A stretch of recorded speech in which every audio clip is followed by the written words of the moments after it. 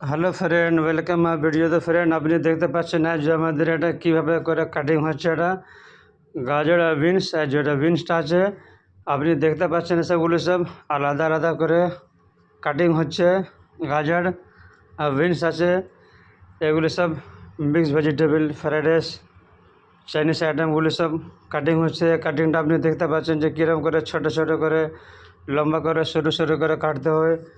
এই যে কাটিংটা আছে, কাটিংটা কিন্তু দেখতে খুব হেভি লাগে। আজ কি সুন্দর কাটিং আছে আপনি দেখতে পাচ্ছেন। এগুলো সব ছোট ছোট কাটা হচ্ছে। এসবগুলো কাটার পরে আবার